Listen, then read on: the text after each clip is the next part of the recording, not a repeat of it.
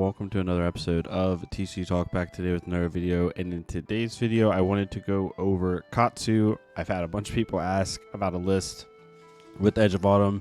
They want to take some time and play some games on it, kind of understand what I want to do with the new cards and like how I'm approaching it. So I'm going to do a very similar video to the Ira video because people seem to like that, where I kind of talk through my choices as I'm making it, and then kind of hopefully give you an idea of what this could look like and how Katsu could potentially be improved from it, because I do think there are some macro level improvements that the new cards give, but you have to be careful and not play too much into it, kind of like Ira does, because if you do that, I think it could make the deck more inconsistent. But we'll talk about that here in a second. If you're new to the channel, welcome. Thank you so much for stopping by. Hopefully enjoy your stay. If you're a long-standing supporter, thank you so much as always. Feel free to check out the Discord down below, as well as the channel membership, all of that good stuff. And I'm going to bring it up here. So this is the current Katsu list. I just renamed it, copied it and renamed it, because I think with the way you need to build this list with the new cards is take your current list and then kind of work backwards. I don't think you work from square one. I think you're like, okay, Katsu is remotely, for the most part, pretty solved right now. Some people are running even bigger than that. Some people aren't. I don't have even bigger than that in this list just to make it pretty generic for Ninja.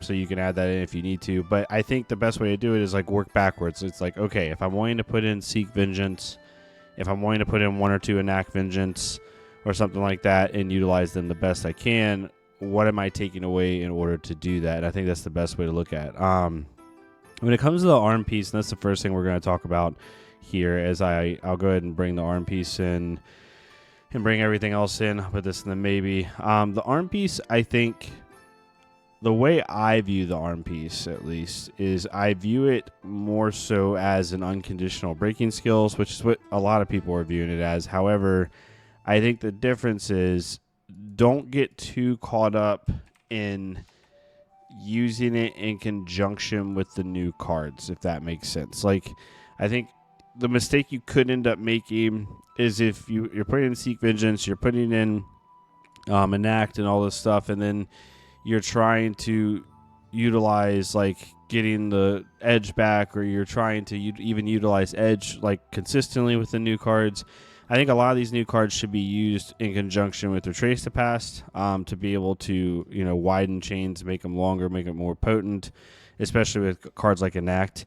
You can have like cool play lines where you go like Descendant Gust Wave into Retrace, fetching an Enact, and then naming it Edge of Autumn, and then playing an Enact and stuff like that, right? So you have like a 4 or 5 card play where you're dealing like, 12 to 14 damage, but you're threatening Arsenal at the end, right? So I think that's the way you kind of have to look at it, because the different thing with this is once you activate this card and you banish this Edge of Autumn, what I have found so far is the only way you really get the Edge of Autumn back is on one of those bonds plays where they've kind of blocked out, and then you play like a Seek Vengeance in the same slot that you normally play a Fluster Fist at the end of the chain, or like, a 0 for 4, and then they've kind of blocked out, or they don't want to block that last one, and then it hits, and then you can go get it. That's kind of the biggest thing.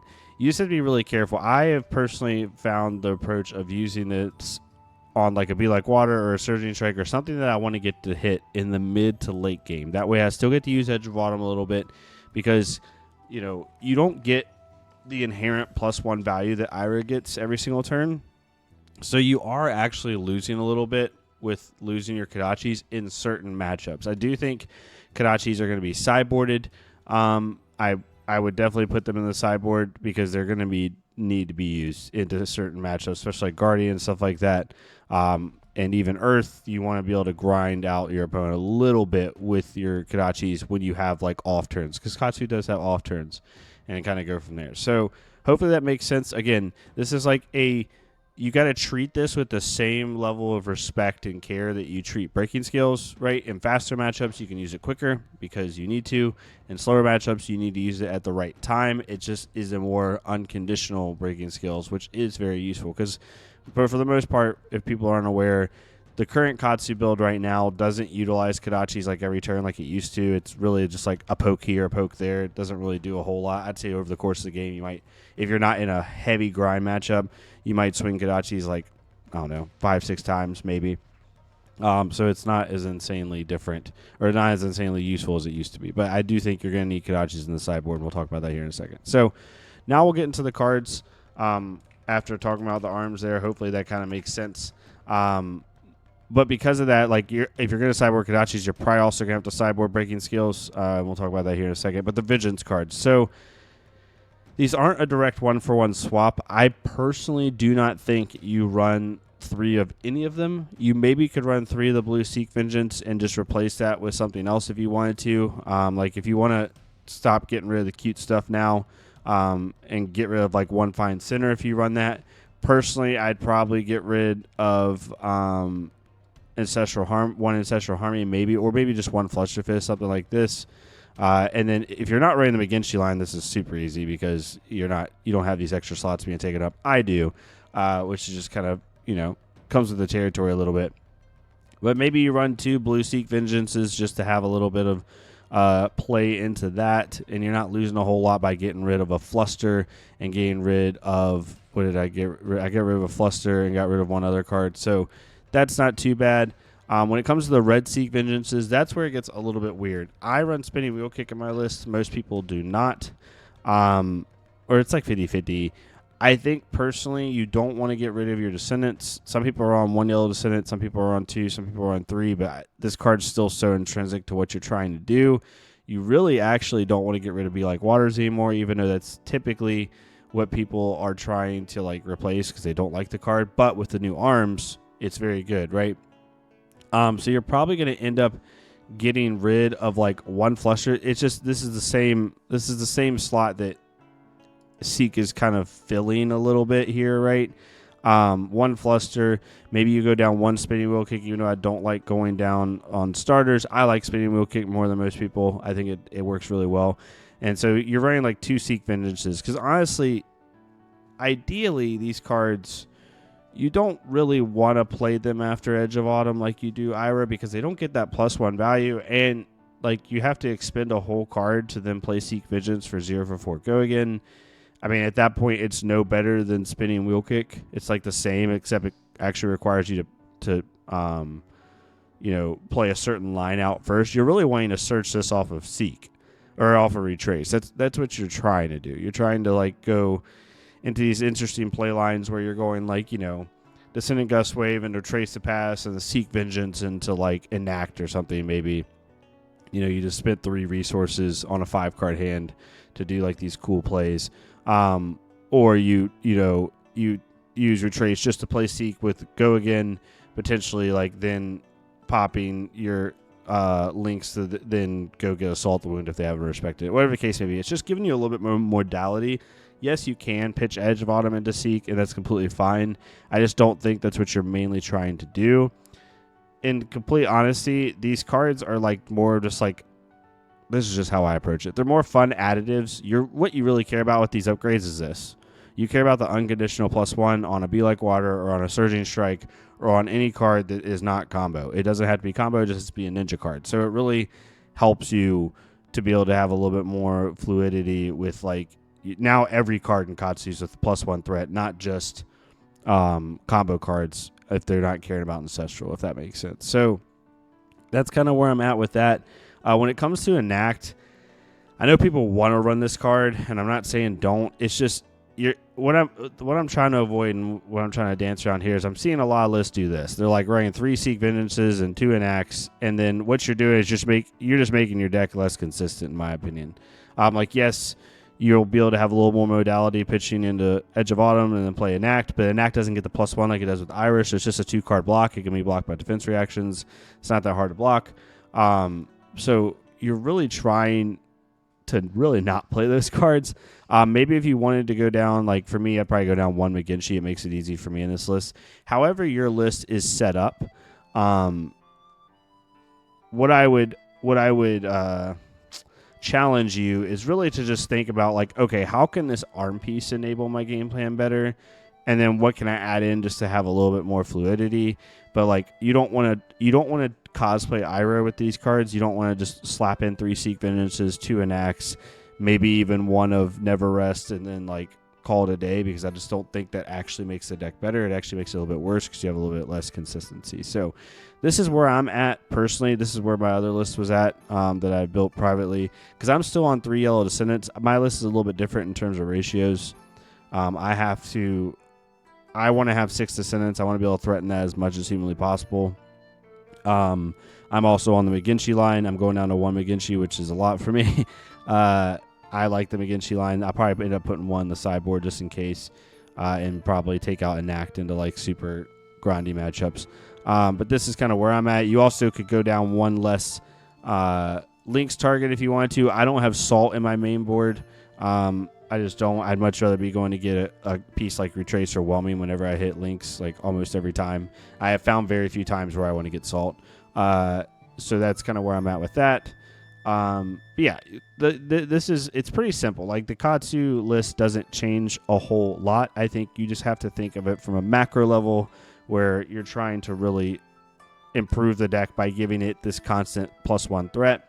And in the faster matchups, like, yes, this card's going to be really, really nice because you can use it a little bit more frivolously, banish that Edge of Autumn, and then go get it back on a chain ender with like Seek Vengeance or Enact or something like that. Like, you'll be able to get it back eventually because you can go a little bit wider than Ira can and really have a pseudo on hit at the end of your chain rather than just a 0 for 4 Flusterpiss.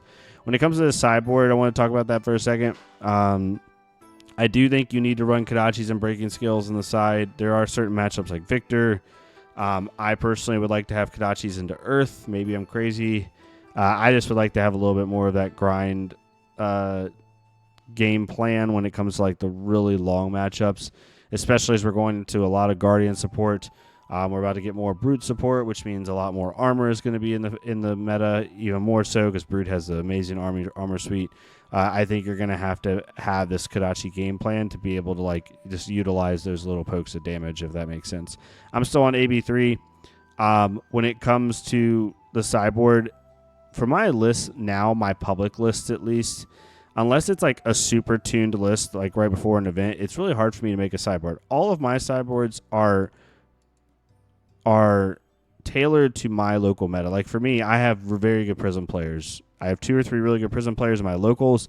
Kevin lives just a couple hours down the road, so at bigger events like a PQ, I'm going to see Kevin on Prism or some type of Illusionist probably, so I have to have Prism Respect in my list. Another one is in this list, I mean, Flick Flag makes a lot of sense because of the Guardian support. Fang is getting more popular, which you want to utilize it for that. So Flick Flag's really good. And then that leaves me with like 2 slots because I run AB3 because I respect the hell out of Kano. In the Kano, you're going to run Kodachis. Likely, if you wanted to just go to AB2, you can drop Lantern. That's completely fine. The thing with AB2, though, with this list specifically, you come into this really weird spot. It's almost like when you run Edge of Autumn and Katsu, you're almost forced into AB1 because you never want to give this up. So if you're running AB2 or higher, you're either doing it into Earth, which you're probably not, you're trying to kill him, or into Kano, which you're also trying to kill him. And you want to be able to play Surging Strike the first turn you get it without a blue. So Hardened Cross Trap really can't be taken away. Momentum or Links, no matter what you're on, is not going to be taken away. And into Kano specifically, either Breaking Skills or Okana, it doesn't matter. You're not going to take that away.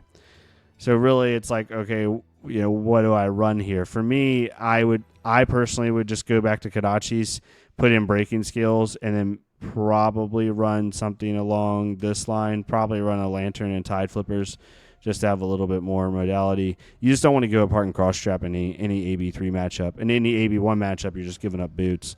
That's kind of the way it goes.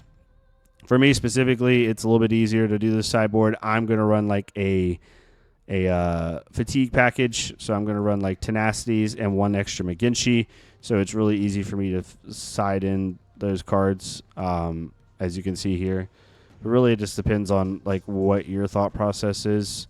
But yeah, I'll just leave y'all with that. I think that the list doesn't change a whole lot. I think you can run kind of whatever your preference is. I would just start backwards, take your list, take out or put in the Vengeance cards or the cards that you want to put in right here in the maybe board, and then kind of swap cards out as you go. That'll give you a better and more cleaner solution to what you're doing. I think you just really need to focus on what this arm piece does for you, less so what these cards do for you, because the cards are just kind of additives of the same thing we already have. The only new card that really does a lot for us is enact, but enact is very weird cost curve wise. You almost have to play it after edge. It only comes up in very certain instances when it comes to playing it after retrace. And honestly, you're not. That's like one of your lesser targets. You're not wanting to play this after retrace. You're wanting to play a bonds or a whelming or something like that, right? So it's a lot different. But hopefully this made sense. I know it's not like cutting edge, no pun intended. It's just more of just trying to figure out where it does improve the deck and how these arms make the deck a little bit more threatening. Just don't be too crazy and use these in the early game, getting rid of your weapon, because yes, Katsu can be functional without a weapon, but if you banish it too early and you're in kind of a longer game, you actually really do want that weapon to be able to poke damage in and be able to force a little bit out of your opponent. But that's just kind of how it goes. I also have Mask of Momentum in my list. I still think it's really good in the fast matchups. I think it's really neat in the Prism. And anything that can banish your Katsu trigger is really important. So all to say, this is where I would follow my list. You don't have to copy this list exactly. It just kind of gives you an idea of how to build it, and how to take your list and kind of flex it to these new cards without losing consistency. So hopefully that makes sense. If it did, please leave a like, comment, subscribe. If not, it's completely fine. Go to Nerd Creator, do it on their stuff. The creator worksheet's down below. I'll keep updating it. Also with Alpha Clash and Grand Archive. So thank you all so much. You all have a great rest of your day, and I'll see you next time.